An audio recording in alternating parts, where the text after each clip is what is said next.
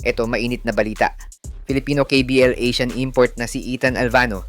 Bakit nga ba hindi man lang naiimbitahan sa Gilas national team kung pure Pinoy naman siya? Ano kaya ang dahilan, alamin? Samantala, alam nyo ba na FIBA rules ang sinusunod ng palarong pambansa ng Pilipinas sa mga games nito? Kung hindi mo pa alam, yan ang mga pag-uusapan natin ngayong araw.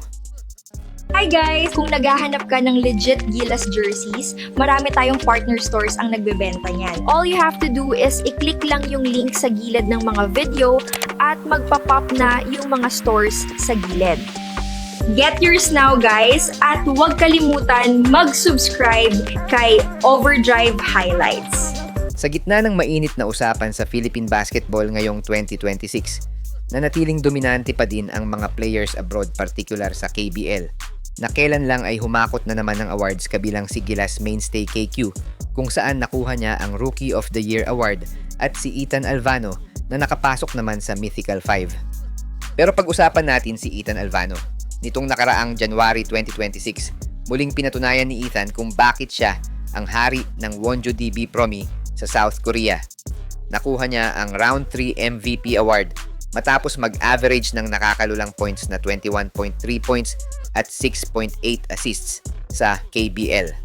Pero sa kabila ng pang-NBA stats niya sa Korean League, bakit nga ba wala pa rin siyang imbitasyon sa Gilas o hindi siya naiimbitahan sa Gilas simula pa dati?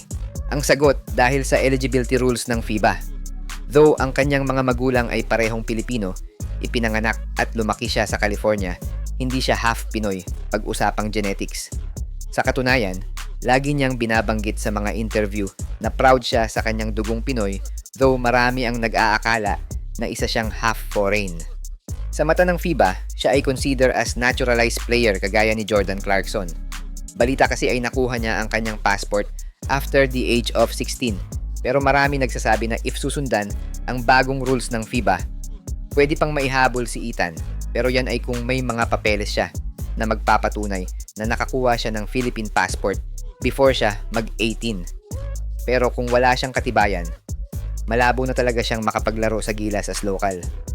Pero fast forward, after his college days sa US, nakapasok naman siya sa KBL as Asian import, which I guess the biggest break sa kanyang career as a professional basketball player. Imagine, sa tangkad lang na 6'1", pinanis ni Ethan ang lahat ng Korean competitor nito sa liga, winning the 23 to 24 KBL MVP award sa kanyang team na Wonju DB Promi. At ang latest nga ay ang pagkakasama nito sa Mythical 5 sa KBL this 2026 season. Ang balita ko ay walang naging koneksyon si Ethan sa Pilipinas sa kanyang early years playing basketball sa US, lalo na sa SBP, or hindi natin alam kung may invitation o ni-reject lang dati ni Ethan. And I guess, ganun naman talaga ang nagiging kalakaran. Pag half foreign ka, you will try muna yung best option before mo itatry yung last option, which is playing sa other citizenship na meron ka. Sad but true, di ba mga idol? Sayang lang kung agad na-discover sana itong si Ethan, malaki ang chance na nasa Gilas siya as main point guard.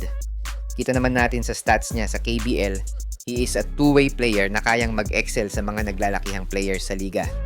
Hindi ko lang alam kung may chance pa na makapaglaro siya sa Gilas, but if mabigyan sana ng chance, wag na pakawalan ng Gilas etong si Ethan. Samantala, alam nyo ba na ang palarong pambansa ay sumusunod na rin sa FIBA rules sa kanilang mga basketball games?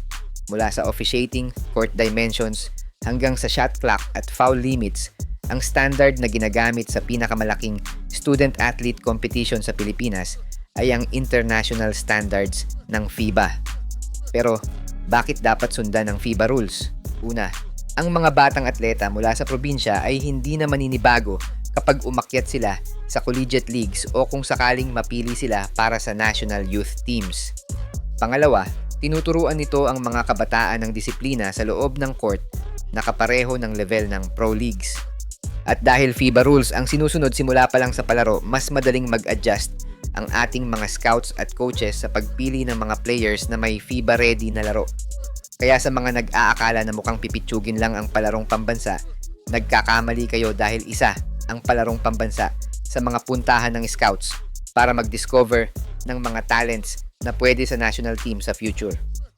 Sa mga gusto pala manood ng laban ng Gilas sa FIBA World Cup qualifiers nang walang delay at free for life, magbibigay po kami ng free live streaming link. All you have to do is i-like lang po ang aming Facebook at YouTube channel para mabigyan po kayo ng unlimited access sa mga sports games sa buong mundo.